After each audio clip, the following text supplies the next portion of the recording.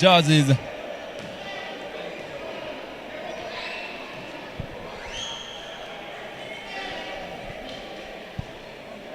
Give you a list of the players who will be available to play today. The starting 5 for both sides already in the basketball court. For the KPA Dockers, we'll have Muga number 8, Tobias number 10, John Wijas number 2, Salim Kisilu number 11, and number 13 Abdullahi Haidara for the starting 5 of the Dockers side. While for the Umoja side, we'll have minutes into the game here. The scores are tied 6 apiece. Umoja basketball in grey, KPA Dockers in blue. And you have just missed a series of high athletic play. Abdullahi Haidara had a block on the board much earlier. And the Umoja basketball team sinking 2 3-pointers back to back. And this seems to be a very interesting game. And how it has begun. Oh, beautiful pass to Wijas, could not finish. Tobias rebound. The floater is in. Lennox Swanje today will not be playing for the KPA Dockers side. He's out. And Dolph Otieno will also be out owing to injury. Suffered an injury in yesterday's game against the Strathmore Blades. KPA Dockers once again in blue, Umoja basketball in grey, and the scores are tied 6 apiece for the two sides. Muga passes it to Abdullahi Haidara. Fakes, kicks it out to Salim. Wijas at the post, taking advantage of the smaller defender. Turnaround jumper, could not finish. Rebound Haidara. And is fouled strong. He'll head to the free throw line. 4-2. KPA Dockers ahead 8-6. There's 7 minutes left to play in the first quarter.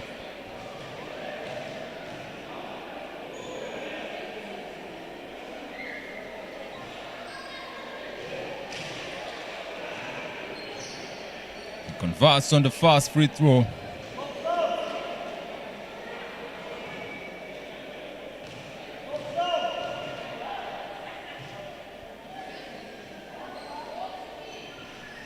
Misses the second one. Rebound, Wijas puts the ball back in. KPA showing early that they have a size advantage over the Umoja basketball team. Drive, pull-up jumper by Kivati, air ball. His teammate tries to save the ball right into the hands of Salim Kisilu for the Dockers. Muga now pushing pace. Haidara wants the ball, showing all signs to get the ball at the post. Muga taking his sweet time.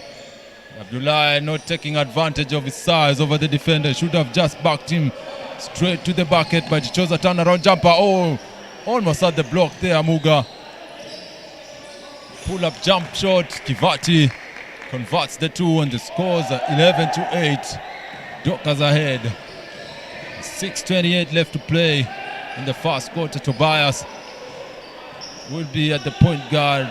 Just reminding you once again that Lennox Swanje will not be playing today as Muga sinks the jump shot there. 3-point shot by number 8 Muga.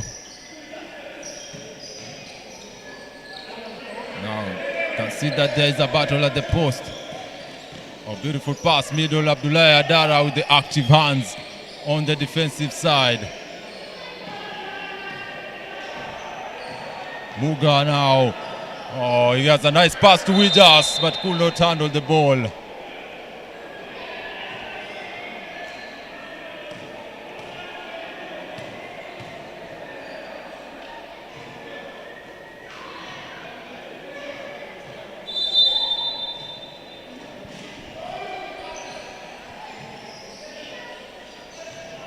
Wijas fakes.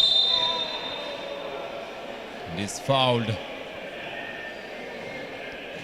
by Okol, number 7.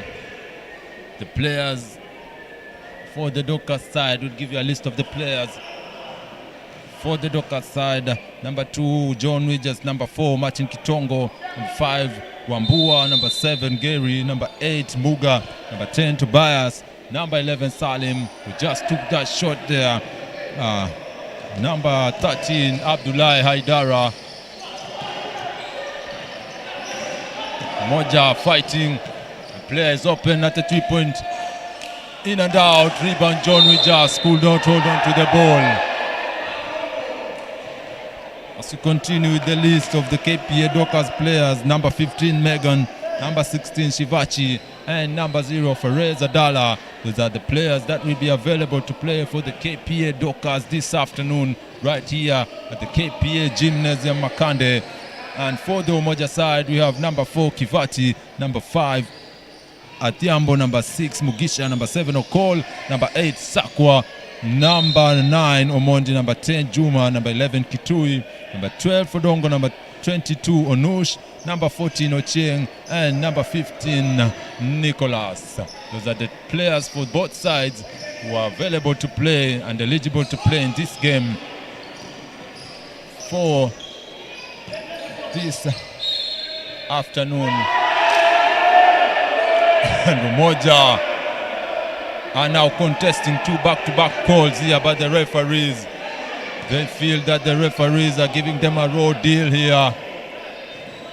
But as they say, the referee's call is final and the play will continue. Muga running point for the Dockers. Oh, beautiful steal almost. We just taking his eye off the ball. Oh, beautiful pass. Could not finish. Rebound. Puts it back in. Okol. Umoja are rounding. They're very active. And they're still there. Onush leading the charge. Mugisha. Oh, beautiful pass. Okol turn around. Could not finish. Rebound Haidara. We just passes it right to that fan there.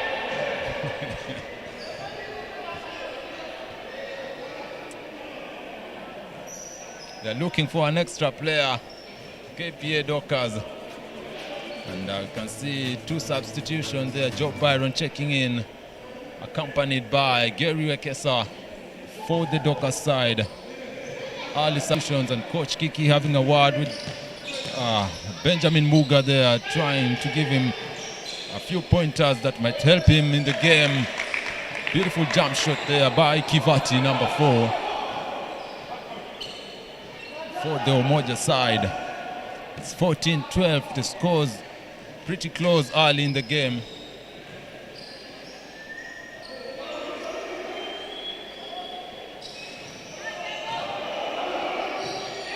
Gary gets a straight line drive to the bucket and he converts the 2.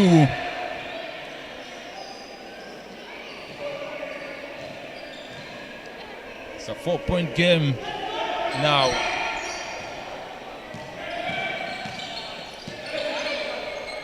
And Umoja are relentless in their drives. Onush kicks it out to Kitui, who gives it to Mugisha, attempts a long 3, could not convert. He was trying to beat the shot clock. Mugisha drives baseline, kicks it out, long 2-point shot, in and out, rebound on Ush. Umoja very active despite their size. Disadvantage against the Dockers. Oh, beautiful pass to Okol. And he saw the long hands of Abdullahi Aidara waiting for him. Gary, nice drive and finishes for 2. Back-to-back points by Gary Wekesa for the Dockers, and Martin Kitongo, the old head for the KPA Dockers, ready to check in. Martin Kitongo, but he goes back to the bench. Open shot, air ball, rebound. Haidara leading the charge. And the ball goes in. 20-12 the scores. Timeout to Umoja.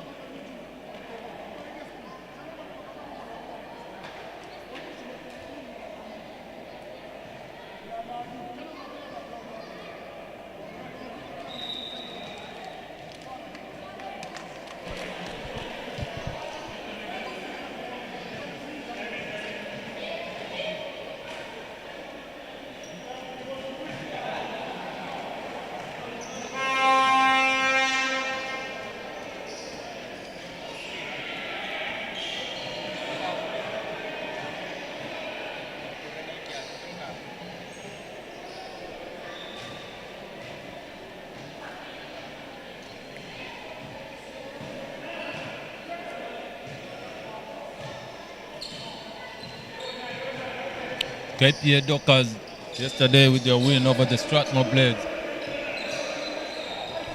And Umoja trying not to suffer the same fate. Onush, oh, beautiful turn, kicks it, took it to time, not on his side, drives to the basket, gets the two. Martin Kitongo trying to stop him. The number 4 player for the KPA Dockers side, a seasoned player for this side, still by Umoja. The fast break, they have the numbers. Oh, beautiful move there by Kivati, but he waits for his teammates. Onush sinks the 3. Umoja playing very confidently here. And Coach Kiki now digging deep into his bench, getting Fareza Dala and Wambua Simon ready to check into the game. Wekesa, beautiful turn around, the ball is stripped, and a fast break for the easy 2. It's a 1-point game with 57 seconds left to play. Tobias loves to call that horns play. It's been a staple for him. Rejects the 3 to Wekesa. They're trying to post up Kitongo, but the defenders, oh, big bump there by Wekesa. The Umoja defenders trying not to give Kitongo that post position. They're denying him early, doing their homework early. As Kitui attempts a 2-point shot and could not convert.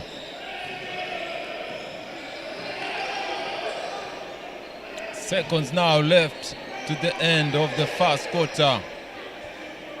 Wekesa to Kitongo. Salim attempts a 3-point shot, misses, rebounder. Seconds left on the clock. Very poor decision. Tobias all alone. A second left, and he beats the buzzer. Tobias, the Umoja basketball player, showing lack of court awareness and time awareness. And he took a half-court shot there. He had enough time to set up a last shot. Number 6, Mugisha, succumbing to the pressure from his bench.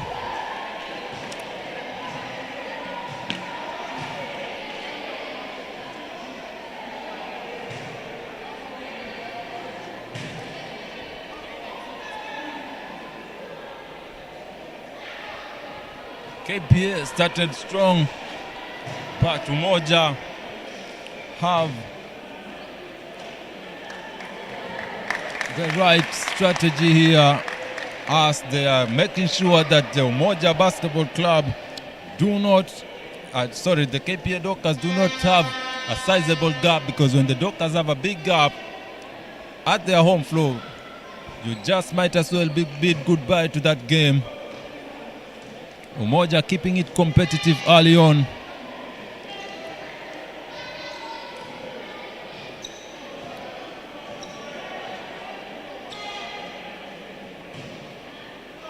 (22-19). Dockers ahead by 3 points.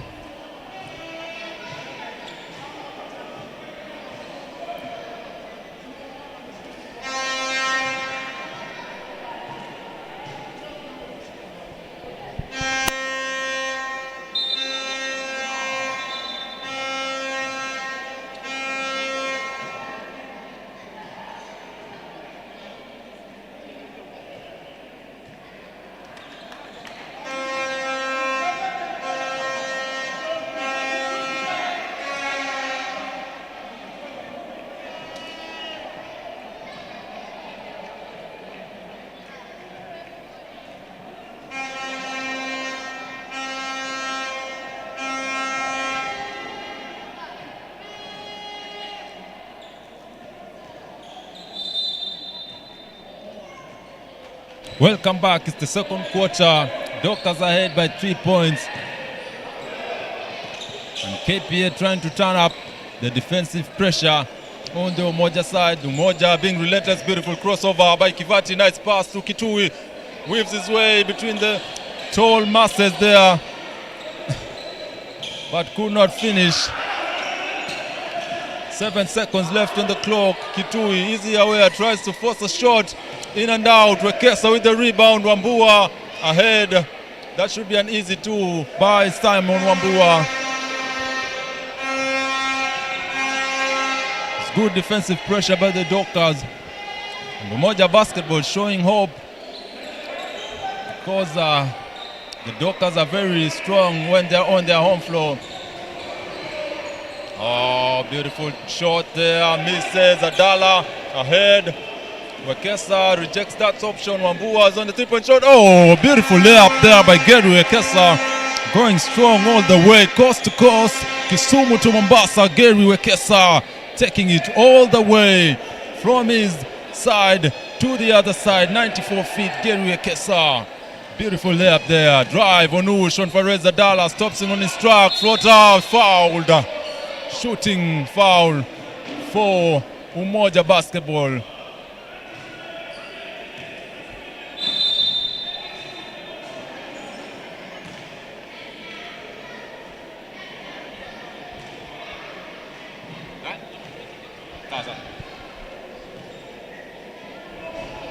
can see there Simon Wambua with the hand on the Umoja player. Mugisha getting fouled, misses his first free throw. Will get a chance at the second one. Misses both free throws. Rebound, Byron Wekesa. Byron Job. Wekesa with the ball now, taking charge. You can see the lane by himself. Adala. It's fouled.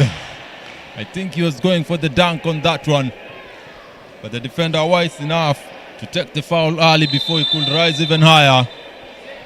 Did not want to end up on the wrong side of the highlight play by Fares Adala. Was ready to take off for the dunk.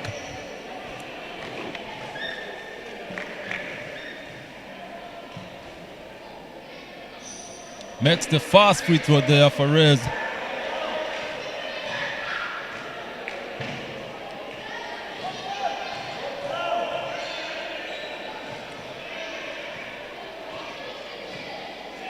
Goes 2 for 2, 28-19. KPA now increasing their gap. Onush seeing a lane there, but Adala just baiting him, daring him. Pick and roll, Okol floats it up and in. A very gutsy player, Okol, for the Umoja side.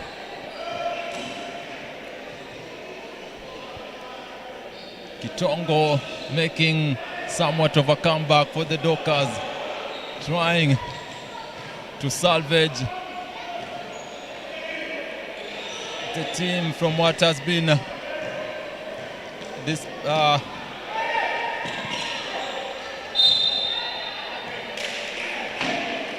KPA had suffered some defeats earlier on in the season, but they've since then found their stride, making a series of wins over their opponents, beating Strathmore, beating several other opponents here, and they're trying to extend that to the Umoja side, but Umoja fighting hard in this game.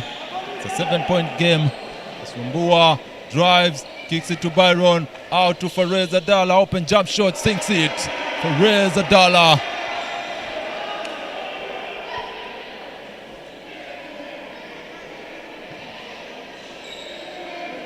And now Umoja starting to face that defensive pressure that the Dockers are known for. Open shot at the corner, misses, rebound, Wekesa. Adala leading the charge. Wekesa rejects it. He takes it all the way. Once again, Gary Wekesa. Coast to coast is nothing to him. Gary Wekesa going all the way, 94 feet, unstopped. He can see the basket, tunnel vision. No one ahead to stop him. And he will take his chances every time he gets them. Onush trying to return the favor here. Side of the board. Wekesa now, Adala. It's off for the races. Kicks it out back to Umoja, and Joe Byron tried his best to fall back. but the ground too slippery for him. Umoja have the numbers of call. Fouled and one. Martin Kitongo showing signs of edge. They say Father Time is undefeated, and Okol just trying to prove them that saying right. Martin Kitongo tried to jump as high as he could, but he seemed to run out of batteries.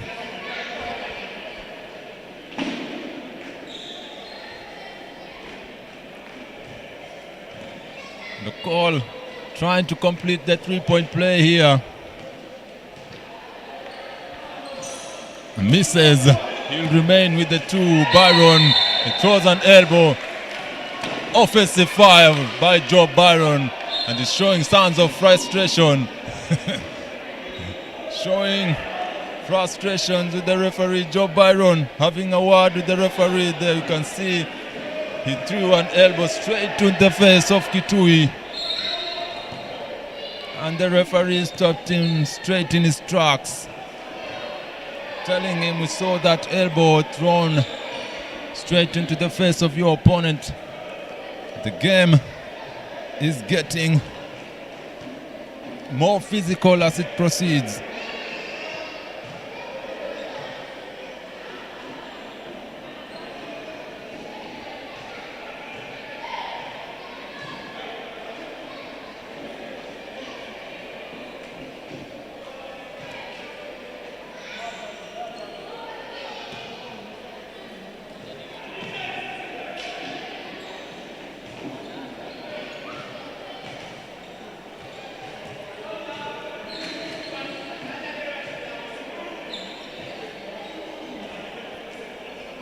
It's a 9-point game.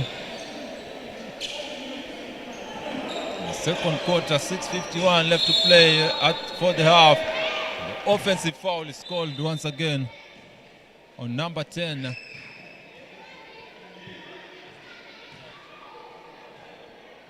Juma setting an illegal screen there.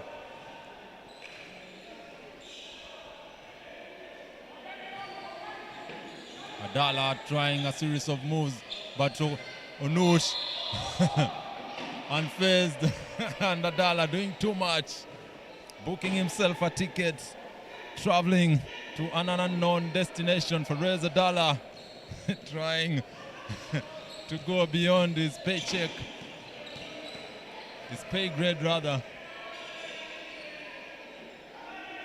Mambua putting a body on Kivati. Juma seeing an opening, met there. Kitui with Martin Kitongo, shot clock violation. Great defense by the KPA Dockers.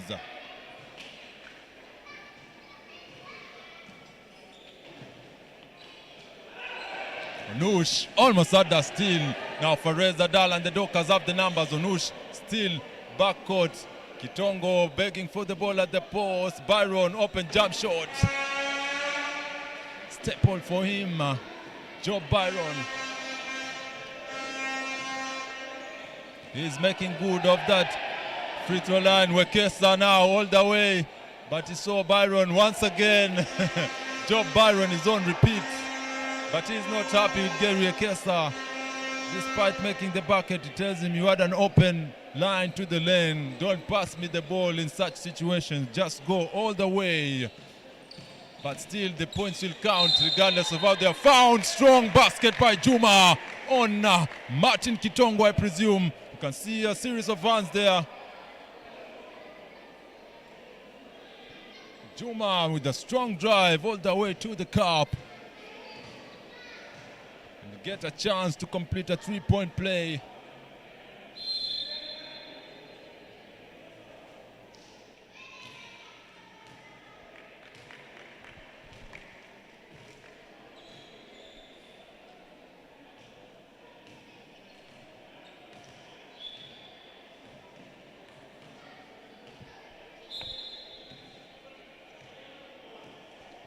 Early in the game, we saw a one-sided affair between the KPA Dockers for the ladies side, taking on the Storms. The Storms getting a beating of their lifetime right here at the KPA Gymnasium Makande.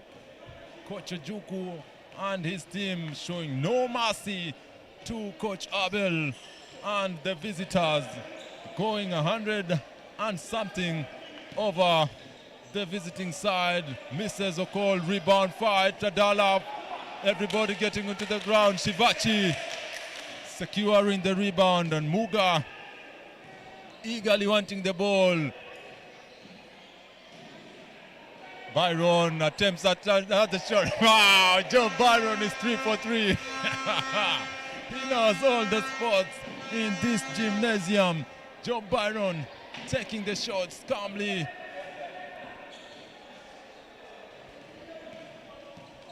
Juma tries to answer back, misses. Adala to Muga now. KPA have found new life. Byron kicks it out to Fares. Adala sends spot, misses, different results. Shivachi, big boy play, could not finish, and Umoja managed to stop him. They have the numbers now. Onush kicks it out, step back three, misses. I should just have left the ball to go out. The ball could have been Umoja's anyway. Should have let it go out as Akitui checks out. Substitution for number 15, Nicholas, the guy with the headband. Too early before setting his feet right. Byron now to Muga. Wambua, there should be a travel, unseen to Shivachi. To Adala, they reset now. The defenders have stopped them in right onto their track. 8 seconds left to play on the shot clock. Muga looking for options. Shivachi rushes the shot, but nobody rushes this man. Shivachi, time waits for no man unless that man is Shivachi. Umoja just wasting no time attacking. Mugisha rejects that shot. To Juma, draws base, meets Muga, affects him. Muga rises up. Juma once again taking contact and finishes strong. A big boy played there by Juma, number 10 for Umoja. 40-27. KPA have a sizable gap over the Umoja basketball side, but you wouldn't know if you just been watching the game. The foul is called there on Okol. He was outside by one Shivachi, deep into the post.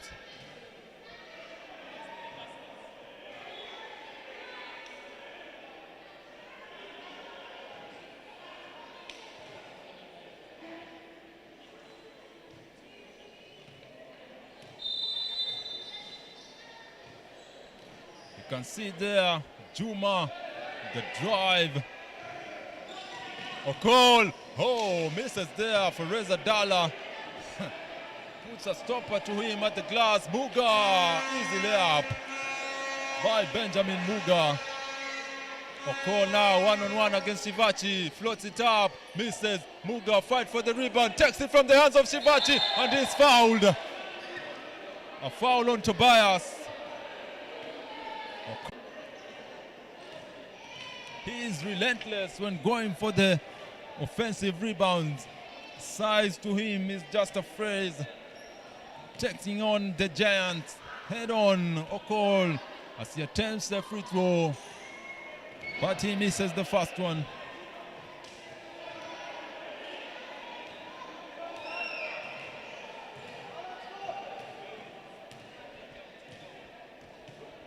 He'll got another chance. Misses both free throws. Rebound, Onush, but he loses handle.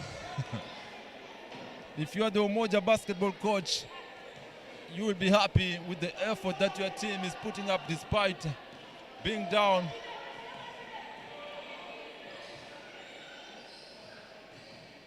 And KPA trying to keep it that way. Shivachi getting position at the low post and uses his size over Okol to get the two. Umoja just getting outsized here by the Dockers. Juma drives baseline. Muga meeting. Foul on Benjamin Muga.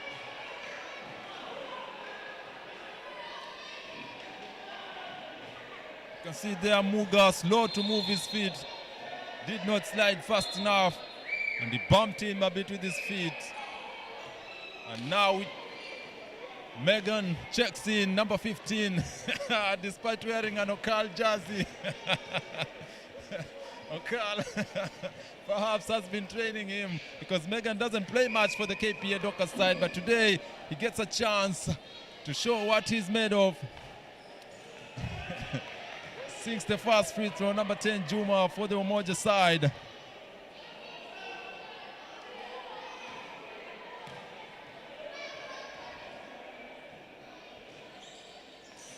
He goes 2 for 2 there. And funny enough, KPA just breaking away silently as Tobias drives.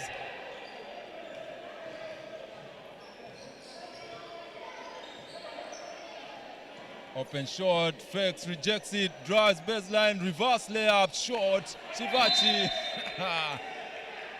Too slow to get to the ball there. The effort between the two sides is impressive.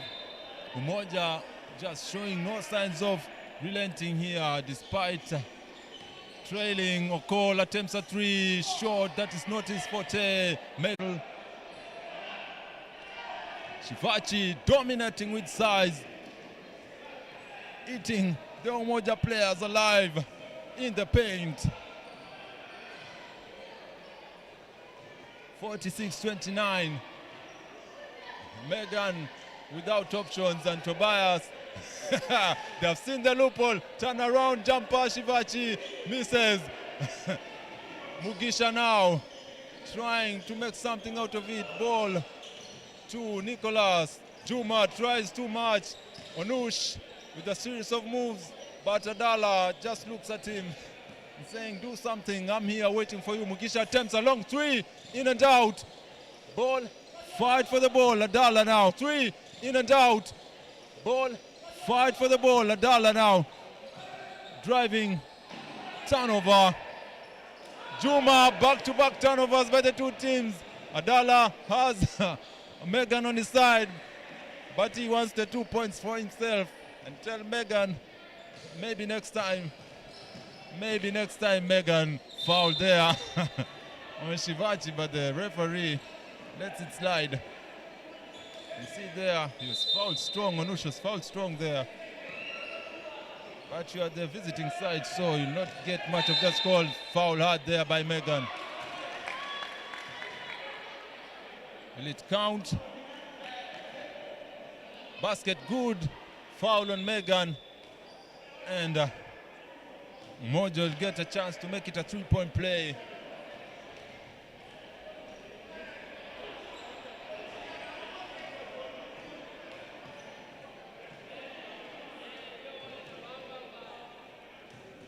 Juma has now come alive for the Umoja side.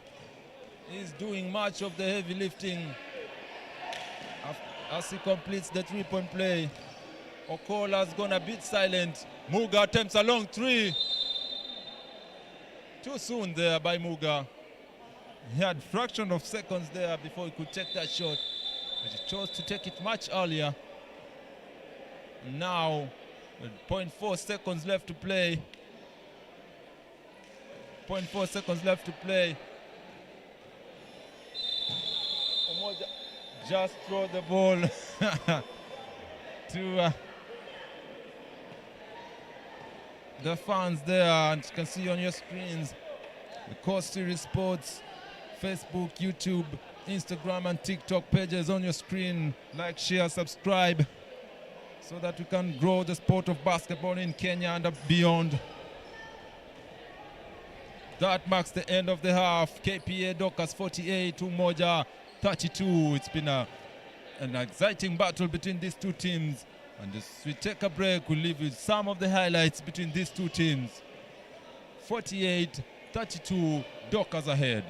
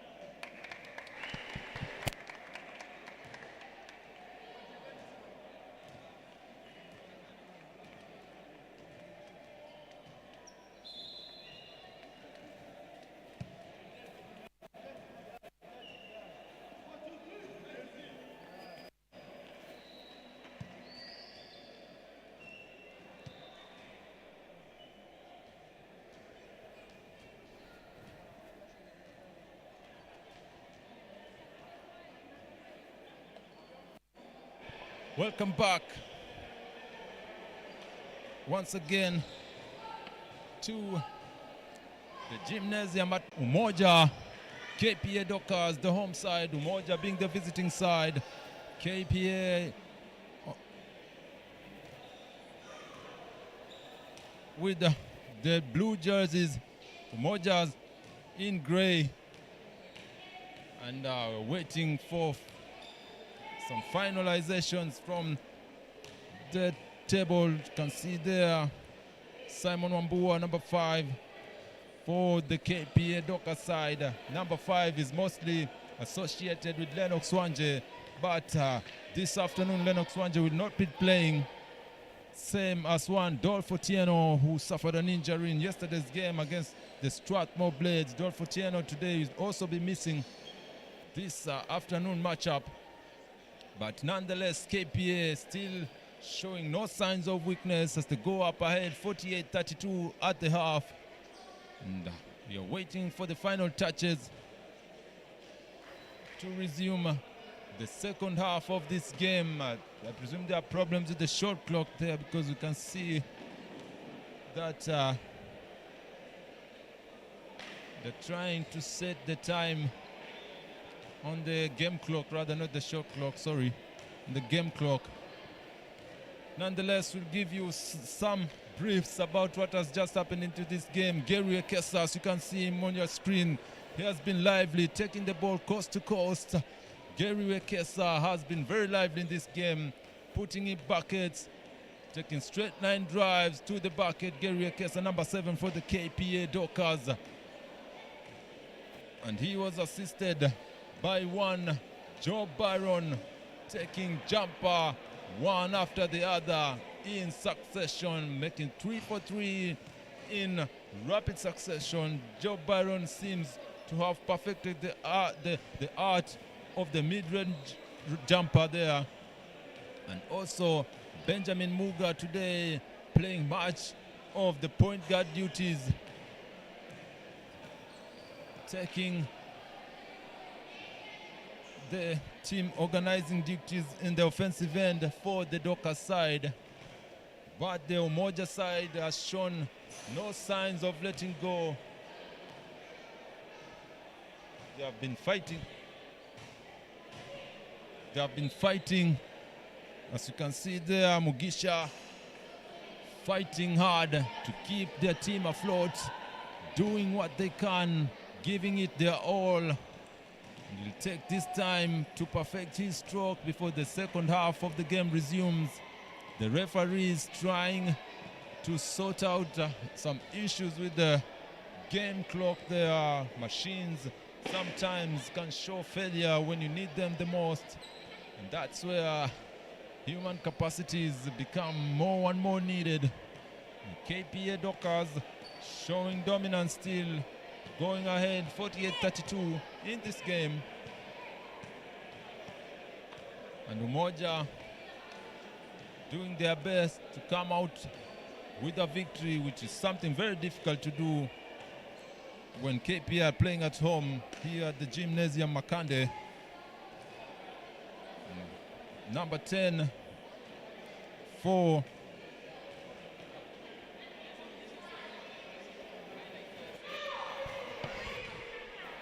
Number 10, Juma, for Umoja side, has been able to bring back his team, keeping it within respectable distance. Gary Ekesa there, as you said earlier, you can see him making drives. Okol doing the work early for the Umoja side. He had been very active in the first quarter, but relatively quiet. Gary Ekesa there with the Eurostep side, going right, going left, and laying it in.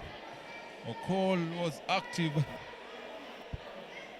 but KPA put in Joe Byron to do some of the stopping for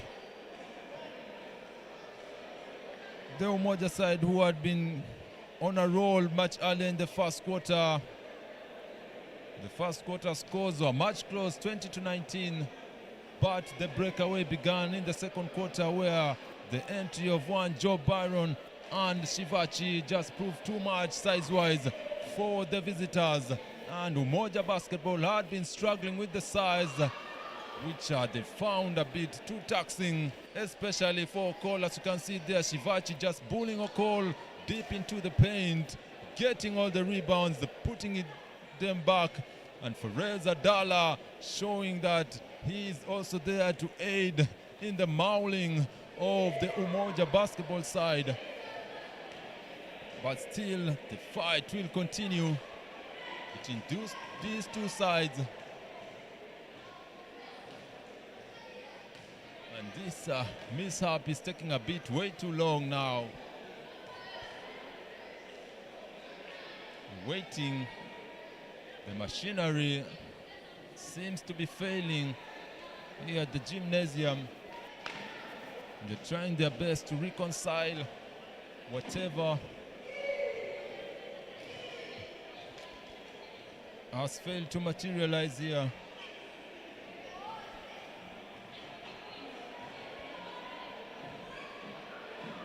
Beg for your patience as we wait for the matter to get resolved. We hope that the players won't cool down just way too much, because the game was entertaining as it was in the first half.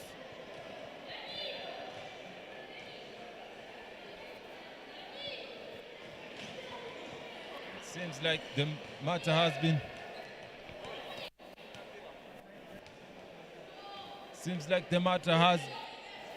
been resolved as the referee asks for the ball, and the 5 players will check into the game.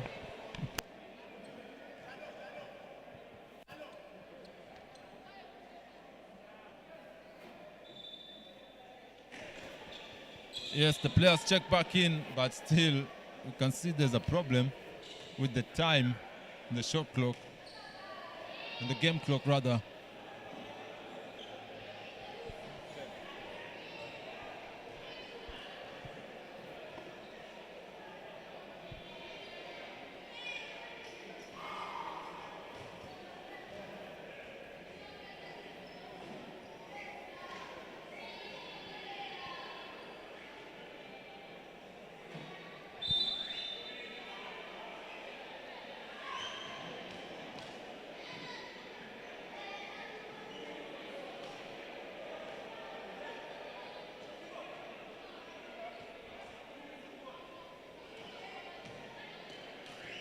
And you can see there the referee going back to the table. Players have been asked to continue warming up for the second half as they try to resolve the matter. It's failure by the machinery here.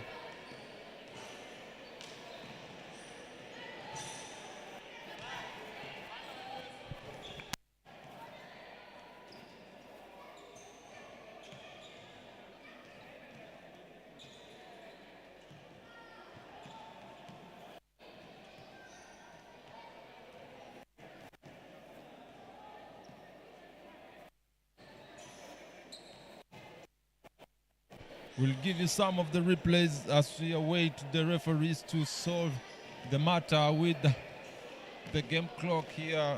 It's been failing recently. Had issues in yesterday's games, also against the Strathmore Blades, as KPA took on the Strathmore Blades. So this is a matter just beyond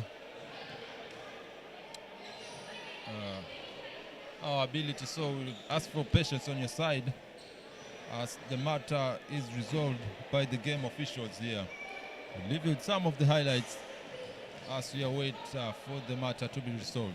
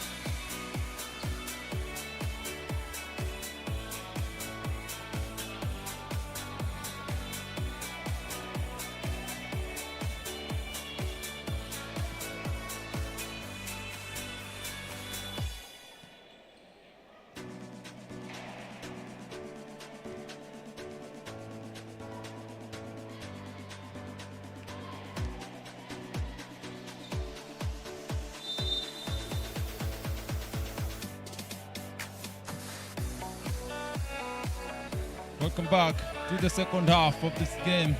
KPA Dockers 48.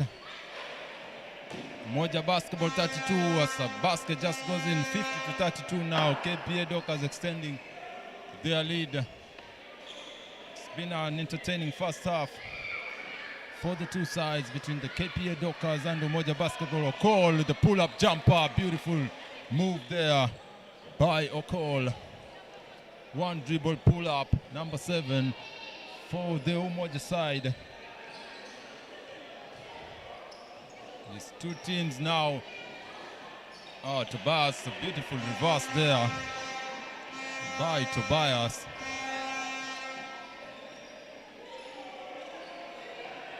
Two is met by the defenders there. Rebound Umoja.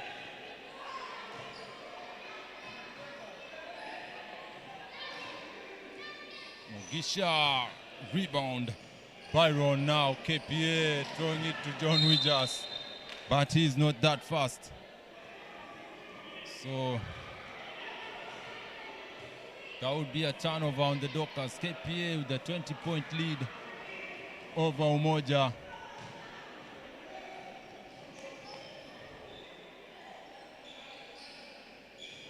Umoja trying to orchestrate something from this offensive possession that they have had.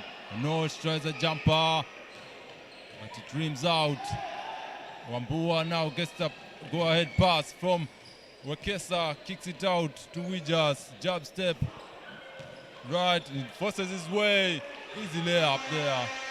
John Wijas locks the ball and forces his way through the defenders for an easy bucket. Nush now trying to get something to get his team going. They haven't scored it, and that is an easy call. Offensive foul there by Unush. When setting the screen, there are two principles that the screen setter must observe. One is the principle of time, and the other distance. So you should give the defender enough time and enough distance to be able to navigate the screen and fight for the rebound there. Tobias taps it in and deflects his muscle. So I was saying earlier, when setting the screen, you should observe the principle of time and distance, so you should give the defensive player enough time to be able to navigate the screen and enough distance also, about a meter or so, to be able to fight over the screen. The foul there is called. 58-34, Dockers still ahead.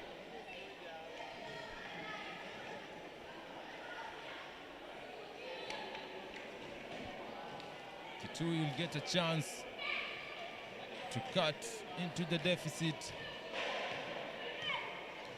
and he fails to do so on the first attempt at the free throw line.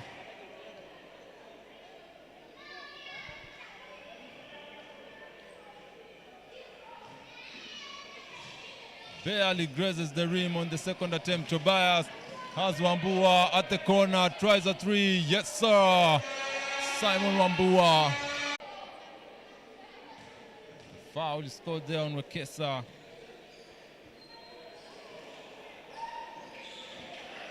Mugisha attempts a shot, misses.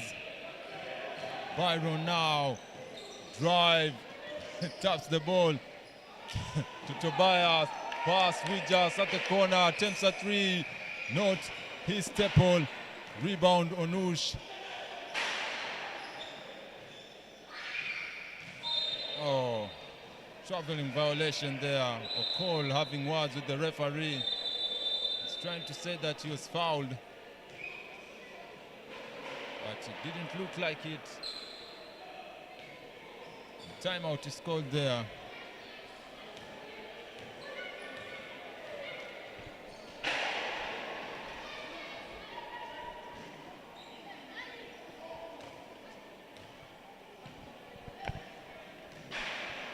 Umoja now are finding themselves sinking deeper, so they'll have to focus fight even harder to get themselves out of this hole. They've been playing very well, especially in the first quarter. The game was very competitive in the first quarter. It ended with a 1-point gap between the two teams. But as the second quarter came through, KPA extended the lead, giving a sizable gap over the Umoja side. And now Umoja have a bigger task than imagined of chasing the Dockers.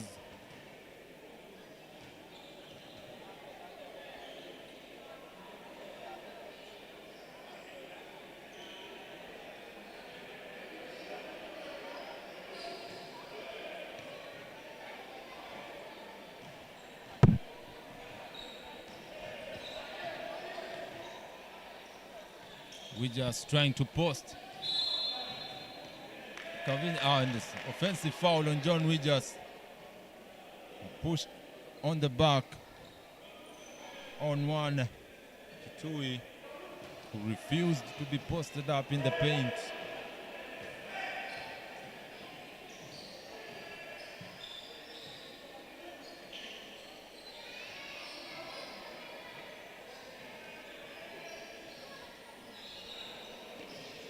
Kivati and Mugisha.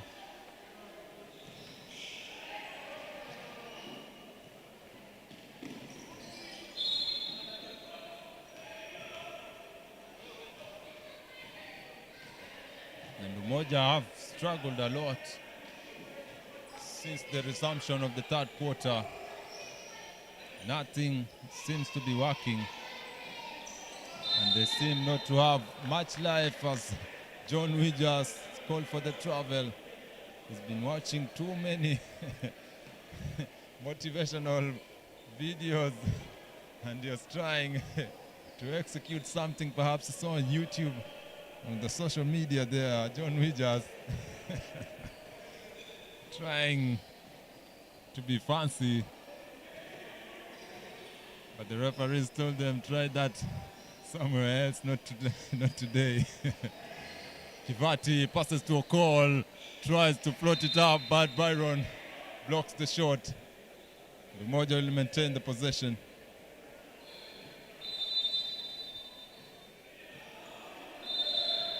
And he inbounds the ball straight to the KPA bench side. No advantage at all for that possession. Wekesa all alone takes the ball middle to the paint, and he floats it in.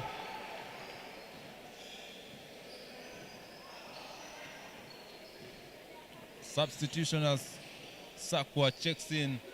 Oh, beautiful reverse there by Okol. The first basket of the quarter.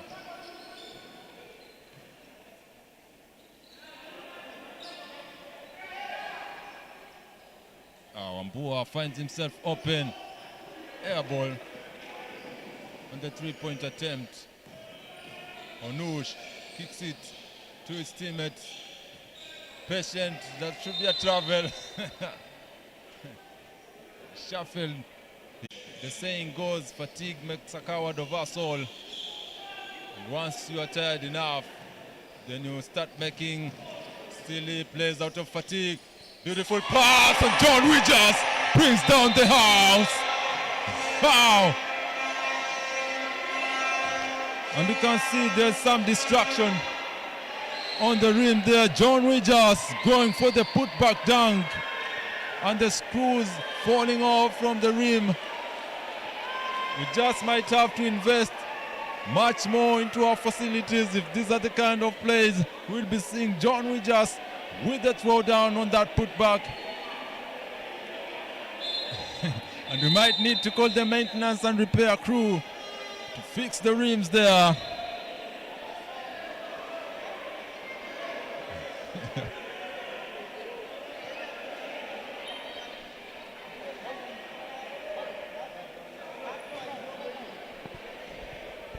You can see there on the dunk, something fell off from the board there. Yes, you can see an item falling off. Gary misses, and we just throwing it down. Rebound, Sakwa.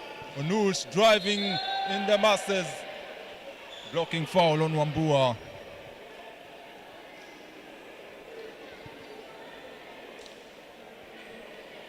John Regis going for that putback dunk there. That so far is the highlight play of today. I'm not sure if it matches the block by Abdullahi Aidara, but unfortunately we will not be able to see that block in the replays because there was a power challenge here at the facility in KPA Gymnasium Makande, so there was a bit of a power outage while the block was being made by Abdullahi Aidara early on in the beginning of the game. Those so far have been the two highlight plays for this game. Wambua, oh, beautiful fake. The rim can't get any friendlier than that. Wambua getting that friendly roll on the three-point attempt to call. Ball gets out. Tobias. Wambua is already at the corner. Tobias to Wijas. He was going for the dunk. Butterfingers, John Wijas. Abdullahi Aidara checking in. One disaster for another. He was also a dunking machine for the KPA Dockers, and I'm sure they'll be trying to set him up for a dunk. Sakwa picked up by Wambua. Wambua more active than ever. Sakwa takes it. Wekesa blocks him. Wambua has Tobias ahead. Aidara. They're now playing for highlights. That could have been an easy layup by Tobias, but he was going for a highlight play. So Abdullahi Aidara filling up the lane on the opposite side, but Aidara couldn't just hold on to the ball, leading to a turnover. Oh, beautiful crossover on Tobias, pull-up jumper, air ball.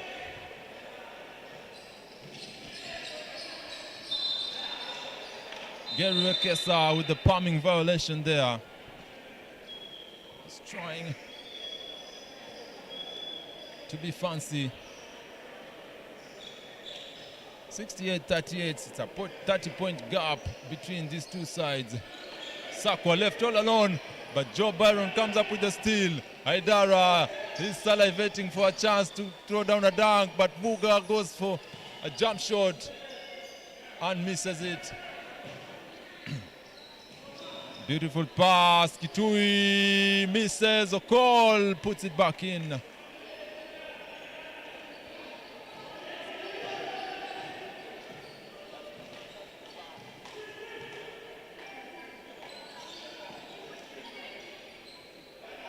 Byron against Kitui, trying to force his way in. Still, Byron not happy. Byron numbers. Gary Wekesa bricks the dunk. Trying to get a highlight play of his own. Wambua at the corner. That pass was poor. Muga, shot clock violation.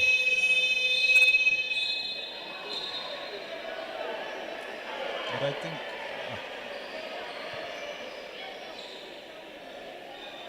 I'm not sure.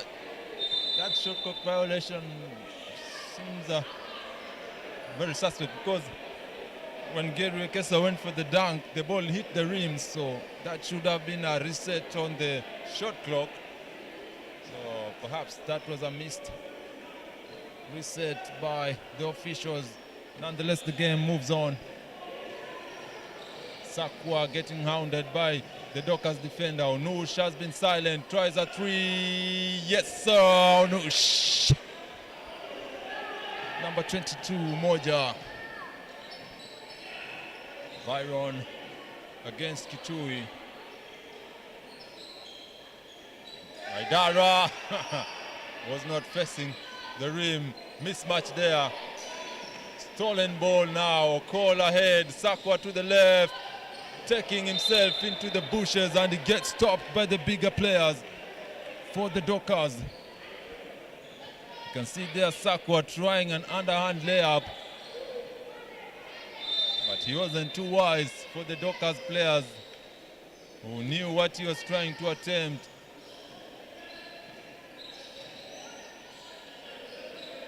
Kitui all alone,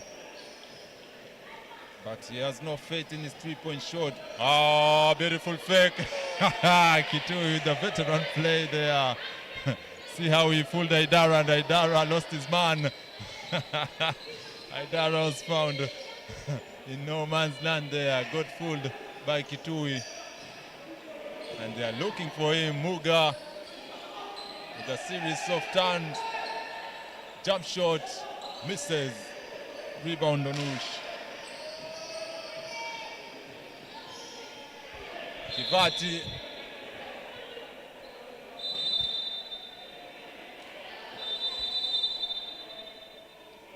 Nush there with the three-point shot, nothing but net. And the timeout is called. We'll have to talk things over.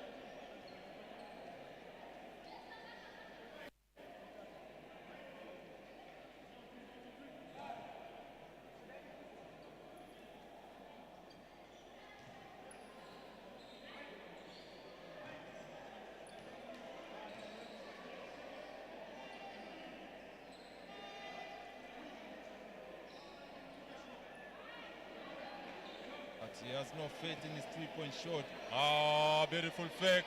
Kitui with the veteran. 59 seconds left to end the third. Muga picked up by Kivati. And Salim still silent here. Hasn't had much of an impact. Shivachi trying to gain an advantage at the post, but no one is looking at him. Muga attempts a three, fight for the rebound. The ball will stay with the Dockers.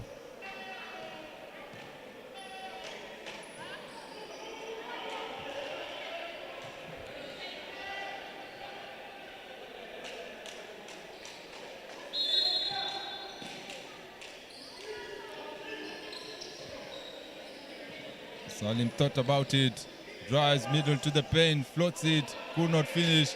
Rebound, Kivati. Okol takes it all the way. It's a bad miss there by Okol. Muga tries to force the issue there, and KPA now playing a bad brand of basketball. Wambua with the Euro.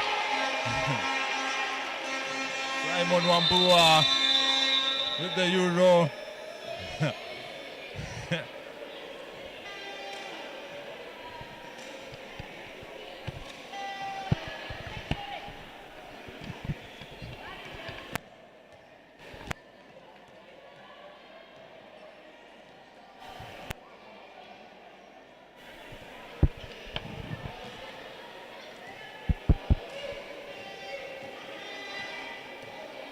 Timeout is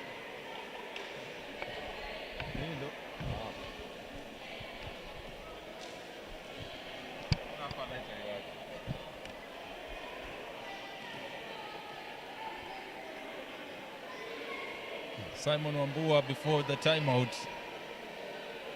took his Euro step a bit too slow, almost struggled, but on slow motion you could see that it was clean. Umoja seemed to be fatigued here. They have lost the energy that they once had in the first half of the game.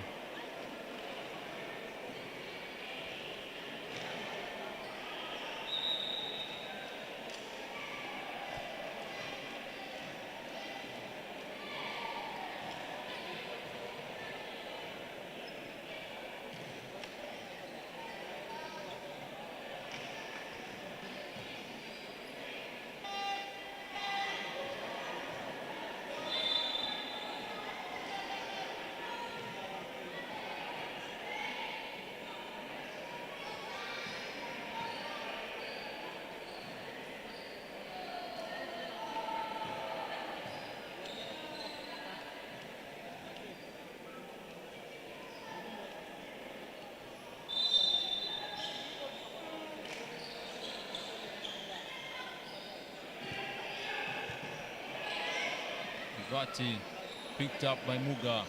Muga hounding him, getting crossed, and he bumps him for the foul. Vati just lost Muga on that possession.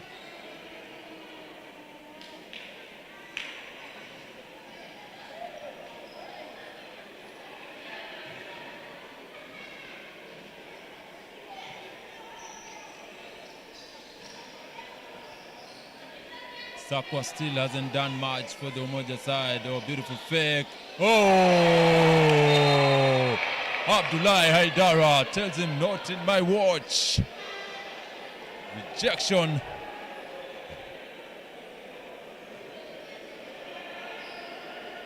Haidara scraping the skies to reject that shot. Onush attempts another 3-point, misses. Muga with the rebound. Omondi just checked in for the Umoja side, and Abdullahi Haidara told him this is why your team is struggling, by rejecting his shot. And Omondi has found out the hard way with his first shot attempt, but it was a good drive nonetheless. Nice floater there by Kivati, and he tells Salim, you are not Haidara, I'll just put this over you.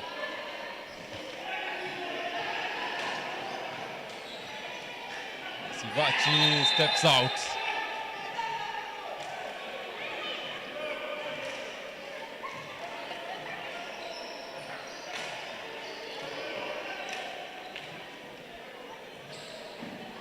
(70-47),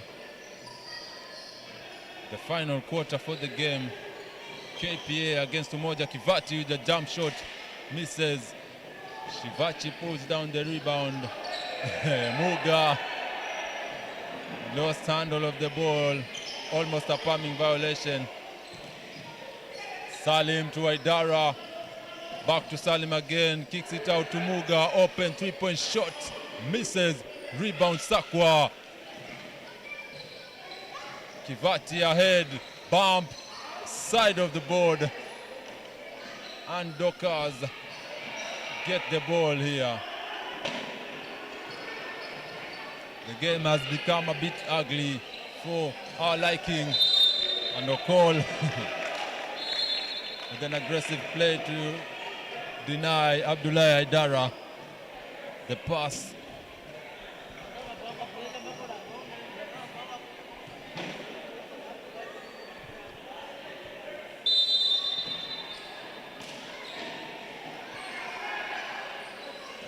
Sivachi gets the pass. And the traveling violation is called. And KPA seem to have lost their way now. They've had a series of turnovers in the fourth quarter. A beautiful crossover move. Floats it up. but it came up short. Anush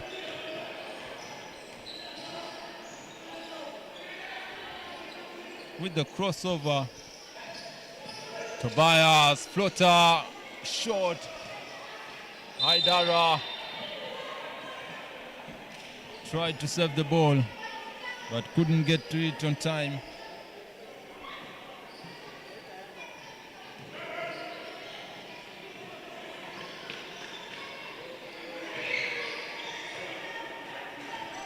Sakwa to Omondi, attempts the three-point shot, in and out. Abdullahi Haidara hit in the eye as they fight for the rebound. You can see there.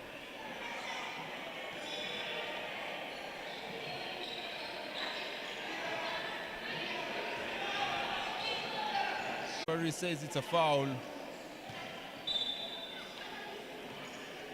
but the strip was clean, but he was bumped there as he drove to the basket.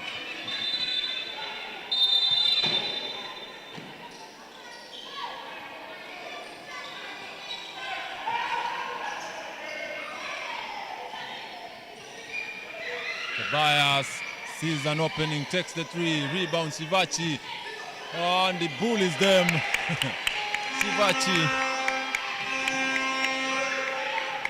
having barbecue chicken at the post there, eating the Umoja boys. Or should I say men alive in the paint. Onush, beautiful three-point shot there by Onush.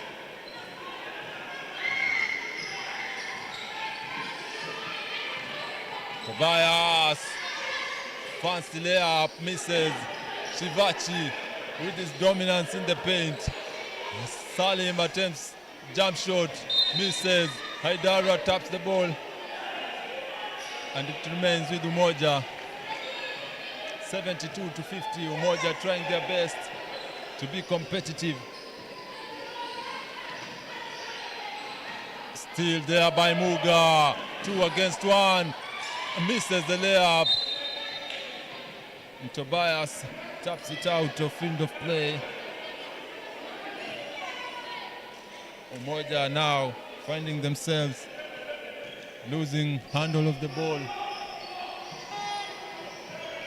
Omondi against Shivachi, tries to cross him up, but he loses his footing. Sakwa fight for the ball. Muga, Shivachi, Salim, Haidara wants it. Haidara misses the dunk for Abdullahi Haidara. Somebody survived a baptism by fire here. Abdullahi Haidara seeing the ball going through his hands. He had been waiting for that chance for the longest while.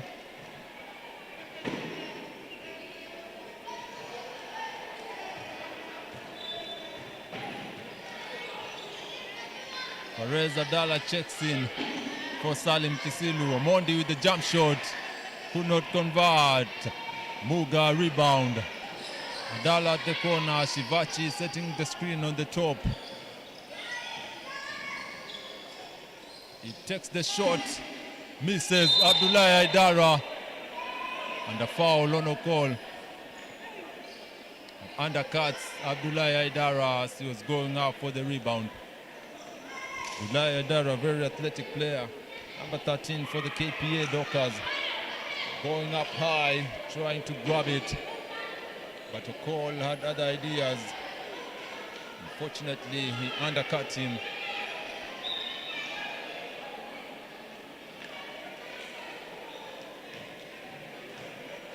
And that is an unsportsman play called.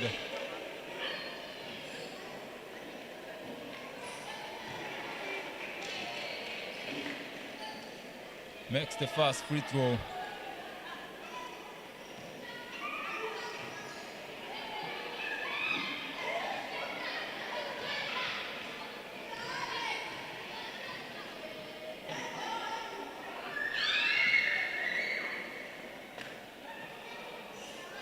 Misses on the second one, but the Dockers will maintain possession after the unsportsman play. Assessed on Umoja.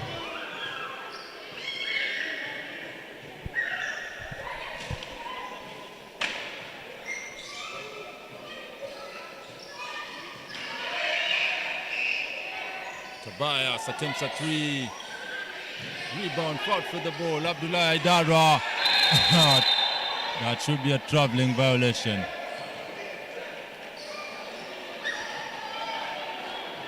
He's trying to do too much at this point now. He should let go of seeking that dunk.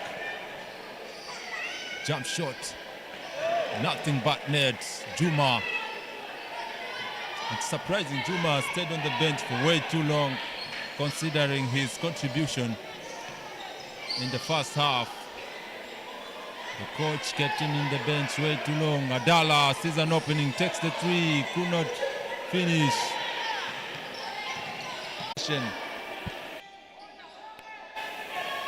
Oshivachi gets himself all alone, but he's swamped. Tobias drives strong to Shivachi. Short. Onushi the rebound. Juma now. 3 minutes left to play. Juma jump shot. This time he misses it. Rebound. Perez punches it down. Perez Adala punches down that dunk, making a highlight play of his own. A floater there by Mugisha. They're now playing to finish the game. It's a 20-point deficit.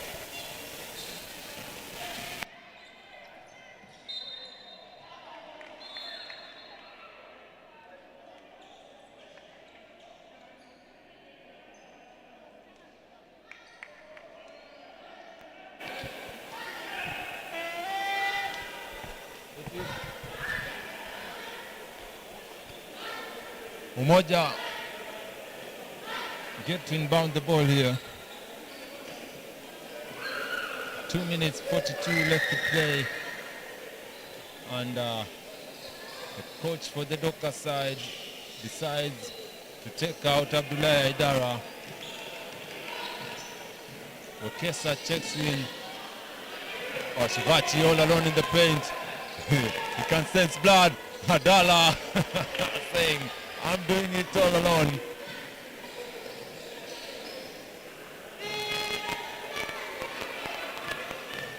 Onush trying to make the scores decent for his team.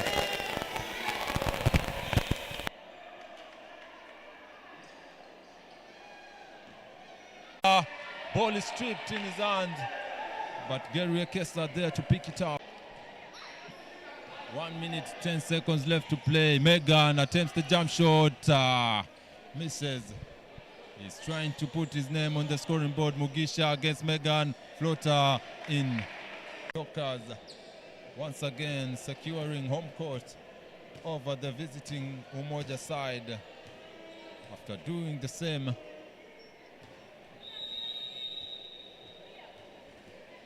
against the Blades.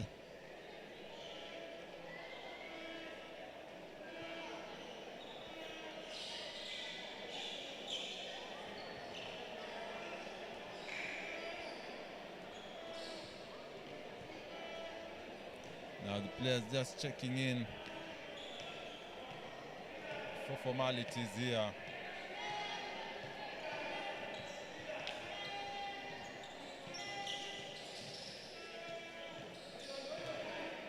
Okesa to Shivachi. Shivachi trying to continue the onslaught. Passes it to Tobias. Short.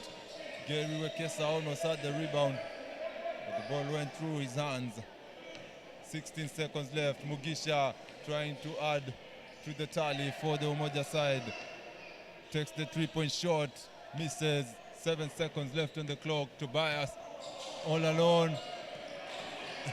2 seconds, 1 second. Adala for the buzzer. And that marks the end of the game. KPA 79. Umoja basketball 59. KPA extending their lead from the second quarter. Henceforth, Umoja just not having it in the tank to complete what might have been an interesting game. The first